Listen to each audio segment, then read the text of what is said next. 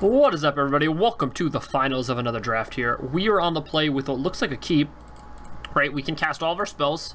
We have our best land, and we have 1-drop, 2-drop.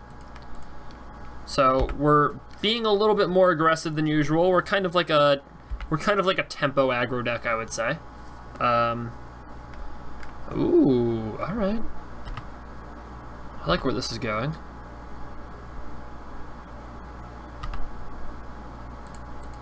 We don't have any double black cards, right? So we can trade here if they want. I'll just show the blue cards then, and then we can always play the If Near Dreadlands next turn if we have to. Okay, so we're in the mirror. Wretched Camille. All right, not too bad. I think I'm happy to trade here. No deserts.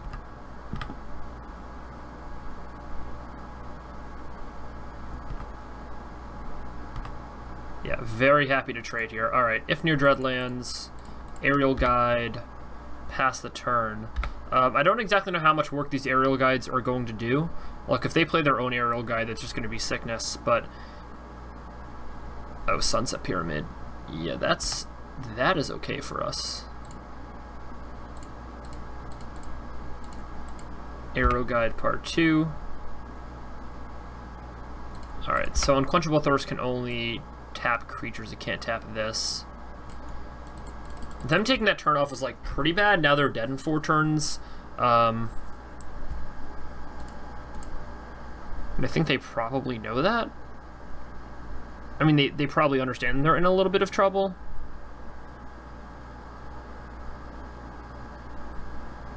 Obviously not.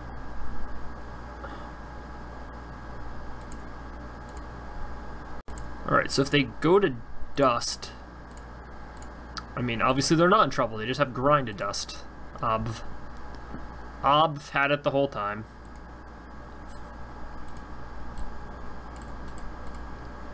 Alright, we're in trouble here.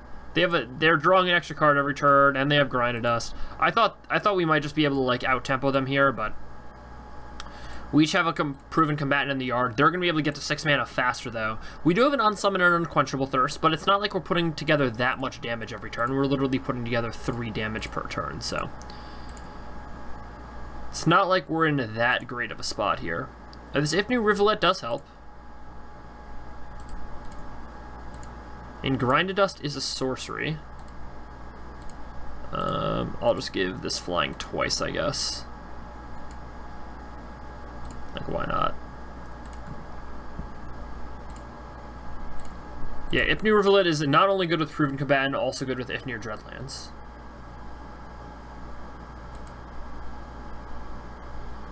Okay, so that zombie is, like, pretty good to unsummon. I think I'm going to do it because now they can't Grind to Dust me. Which is, again, one of the ways I die.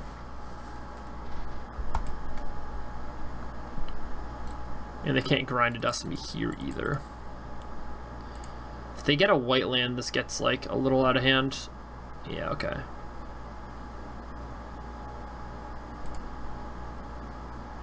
Alright, gotta draw a land here now.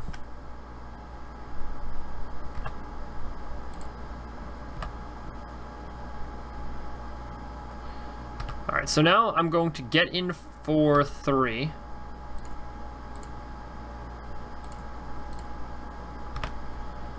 They're going to kill my Aerial Guides at the end of the turn, which I just can't do anything about here. I'm then going to play a Proven Combatant. Yeah, I mean, it's kind of all I can do. I guess I can kind of mess with them, sort of. Like, ugh, that's not good. I was gonna say, I guess I can, like, kind of mess with their draws in a way, but not really an effective way. Alright, we're gonna... Oh, Menace. I'm stupid. Alright.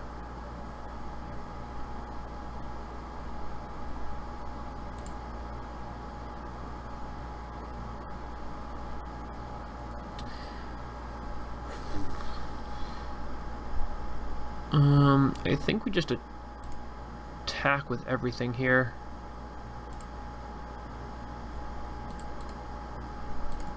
I think we attack with everything. We give this flying.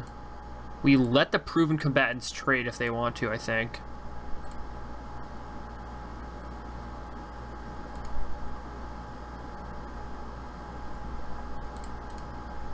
Yeah, I'm going to keep this tap down.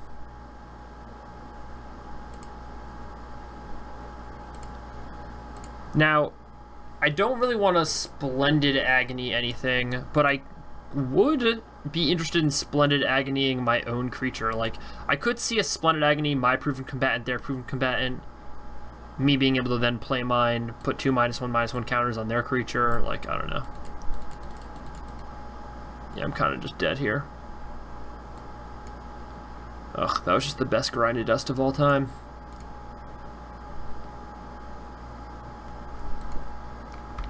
I legitimately don't think there's ever been a better grinded dust than that.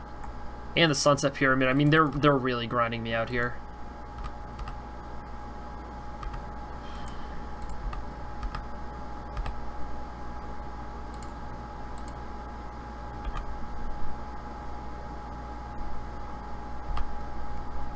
Alright, I mean, I'm gonna attack with my proven combatant and see what we can do.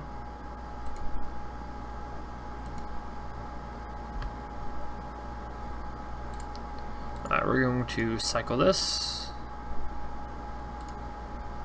Play a land ob. Yeah, we're not in a good spot.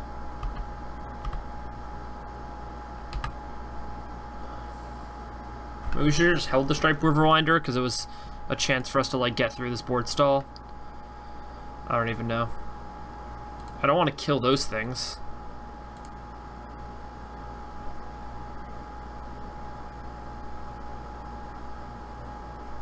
Uh-oh. What's this? Ah, the other one. Got it. Yeah, that's going to be tough to beat. Alright, maybe we should have kept this around. Yeah, okay, we're dead here. Alright, on to game number 2. So what can we do differently? Like, they just really outvalued us there. I think, like, Winds of Rebuke is just really, really good here. I think Floodwaters is also really, really good. Floodwaters might be better than Winds of Rebuke. Floodwaters is probably better than an Unsummon. Yeah, I really like Floodwaters. The reason I really like Floodwaters here is because I think that if they're like embalming, internalizing a bunch of stuff, it's gonna be good. All right, this is like a very, very good hand. Eternal or like Vizier the Anointed is just gonna like help us draw a bunch of extra cards, which is obviously incredibly useful. So, all right, we're gonna start off with a proven combatant. Considering we saw 3 last game, there's a very high chance that they also have a proven combatant here. Very high percentage chance. All right, well, we get to Ifnu Rivulet and attack with a proven combatant, and then pass the turn. If they don't play anything here, they just play a Sunset Pyramid. Actually, Sunset Pyramid just sucks for us. Spellweaver Eternal, okay.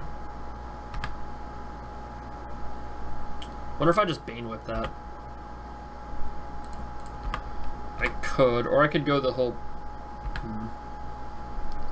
You know, I think Eternal of the Harshtreuse is a little bit more important than Bane Whip punishing here. Although it would punish them for playing an X1, but I can do that in a later turn. I'm not super concerned about taking the damage here, so...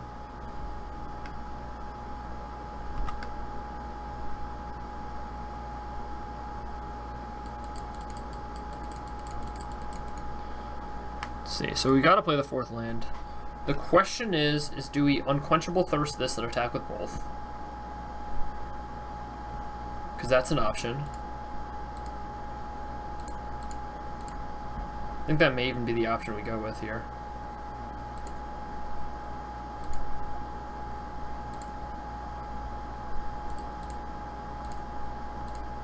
If they want to block, they can block. If they don't, we're going to draw an extra card.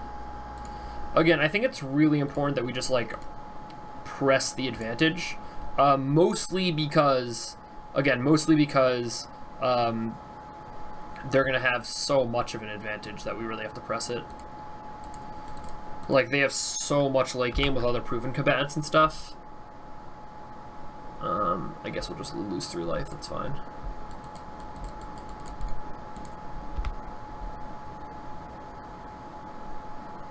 They have so much of an advantage in the late game that we just have to, like, see what we can do here. Alright, I'm going to Vizier the Anointed. I'm going to put a proven combatant in the graveyard.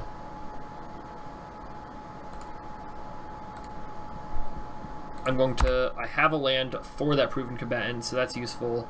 I'm going to attack for 1 here, because I know that, like, this can block this kind of. Although if they attack, then things are mad sketchy, but we'll see. If they attack, we're probably not blocking. We're just taking 2, ready to take 4 or whatever.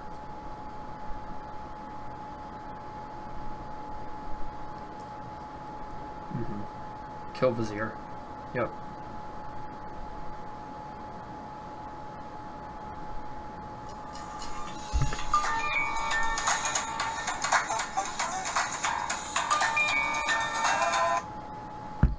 Alright, sorry about that. Alright, we're going to see what we can do here. I think I'm just proven combatanting, although I could Banewood Punisher, but that doesn't make a ton of sense. We have 6 lands? Yeah, I'm just going to proven combatant, and we're going to see what happens. Good luck, us. Alright, so proven combatant here, and I'm going to... Actually, I could Banewood Punisher. Yeah, I'm just going to get this back. Again, that's something I always feel I can do next turn. Although the Spellweaver Eternal is killing us very quickly. That Torment of Venom lost us 3 life. That Lethal Sting lost us 3 life. This is adding up very, very quickly. We're going to lose 4 life here, I'd imagine. Because they wouldn't really... You know, like, they wouldn't be doing this if they weren't prepared to hurt us in some way.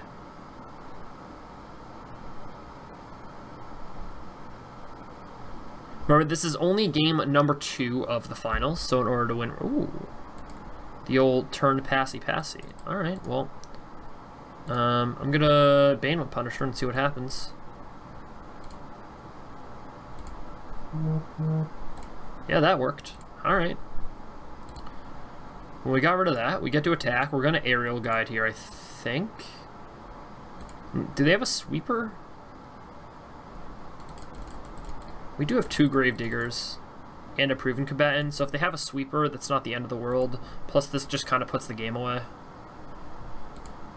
Yeah, they could definitely have a Sweeper here. They could have Hour or whatever. Or Stir the Sands. Okay. So we're going to get in for 6 here, and then we're going to figure out what to do after that. Ooh, another Aerial Guide is sick. Alright, we might as well just, like, attack with these 2, give it flying, of course, get in for 6, and then play our second Aerial Guide to try to lock up the game. Them, like, playing Stir the Sands means they either don't have the sweep, they just don't have the Sweeper in their hand, obviously, right? So, can't be too worried about it. Now, if they kill 1 Aerial Guide, there's another. If they kill a Proven Combatant, there's 2 Aerial Guides. If they kill both Aerial Guides... well, you know, then we kind of have an issue. All right, well, on to Game 3 of the finals here. Pretty pumped about this. Embalmer's Tools plus Fraying Sanity isn't really going to do work here. Unsummon does do a surprising amount of work against all of their tokens, in which they have a ton. Vile Manifestation basically just blocks everything they're trying to do, so maybe that's useful. 1, 2, 3, 4 cards with cycling. Not pumped about that. I think I'm going to keep the deck the same way it was. We're going to see what we can do here again. We're playing like sort of mid-rangey tempo deck, the same deck that we are playing ourselves. We're kind of playing against, although it seems like we might be playing against like a better tuned version. I have to be honest, I haven't drafted this archetype before in the format, so when I was drafting it, I kind of didn't know what I was drafting, which I'm sure everybody could tell from watching the video, but it was just kind of like, oh, okay, we have Eternal to Heartstrewes and Aerial Guides, that's a combo, and we have Gravediggers to get everything back, and we have some early games, so that's kind of what I was thinking. But yeah. Gravedigger, double Gravedigger Banewood Punisher is just the ultimate removal spell. We're going to see if they pass here. Proven combatant impasse, okay.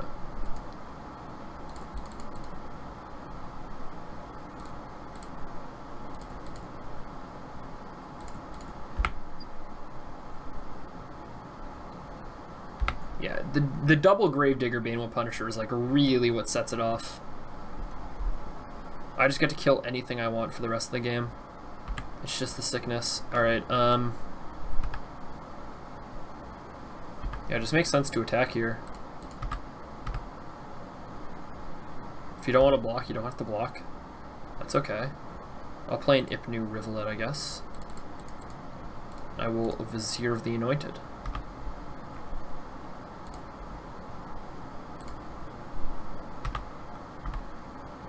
Now, this Carrion Screecher is going to be a little annoying,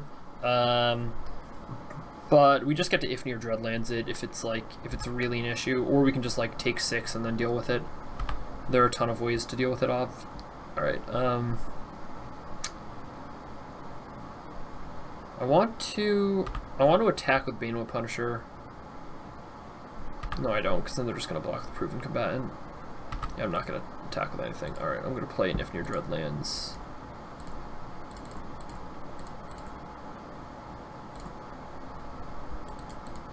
Alright, so we got rid of the flyer. We have an edge on board. Our opponent didn't do anything that turn, which is like a little sketch. They just played a Cursed Minotaur. Interesting. Alright, Eternal of the Harsh Truths. So now we don't have the second blue. I don't know how big of a deal that is, really. I'm just going to attack with Banewell Punisher because I want it to die. This is fine, kind of. Like, that's going to die at some point. They're going to bring it back, and then I'm going to be able to block it with, like, a Vizier and something else, so I'm going to be able to Ifnir Dreadlands it. Yeah, they're just going to bring it back here. That's fine. They might as well attack with this Cursed Minotaur. Ooh. That was spicy. Alright, I mean, we're just going to draw the extra card here, I would say.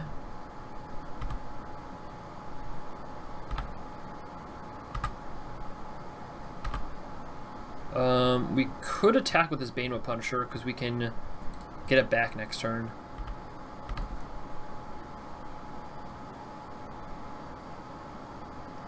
By the way, we want it to die, that's why we're attacking like this. That was good for us. That was very, very good for us. Especially if they play something else dangerous. I'm gonna block with my Proven Combatant. We're even.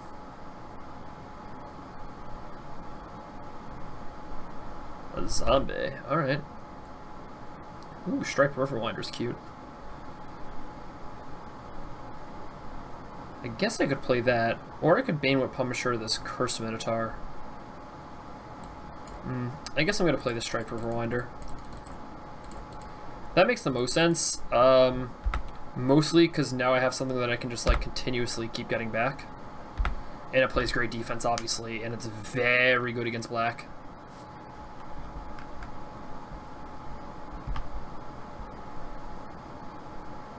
Alright, so I might as well attack here because I'm going to get a...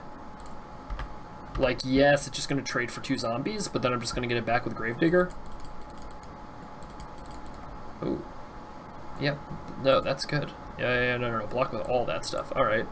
I'll kill the 2 actual things first. That's cool. Alright, we're gonna strategic planning here. I'll put an arrow guide in my hand. Fine. Fine. Yeah, Splendid Agony is good, but not as good as just having another Striped Riverwinder. Oh, man. How good is the Gravefather? Just the best. And we have Unquenchable Thirst in our hand. We have a removal spell.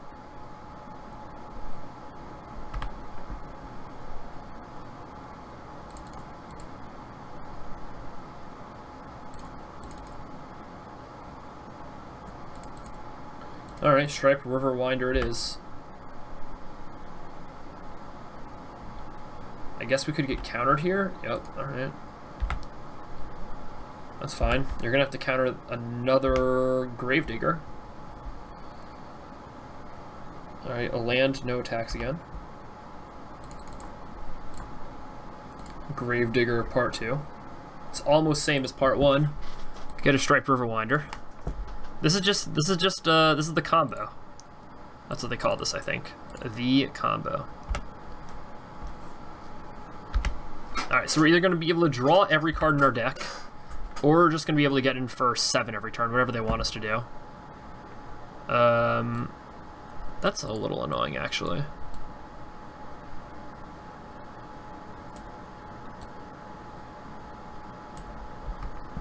It's +1/+1 and can't be blocked.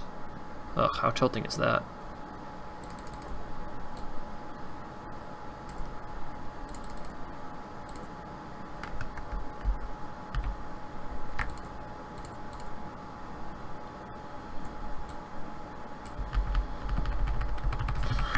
What's the best way to go about this? 1, 2, 3, 4.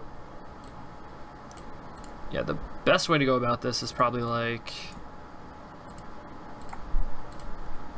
something like this, because we already sacked the Ipnu Rivulet, and then we'll of course draw a card here, and then when they bring Temet back, we'll commit to memory it. And if they don't bring it back, we'll Countervailing Winds whatever they're gonna play. And then now we have Striped Riverwinder plus Aerial Guy, and we're back in control here.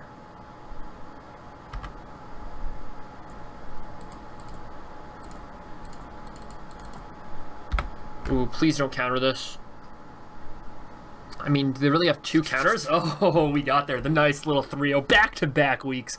Back-to-back 3-0s. Thank you so much for watching. Sorry about that round 2 stuff, but it happens. And I'll see you tomorrow with a PT post-mortem or something like that. See you then.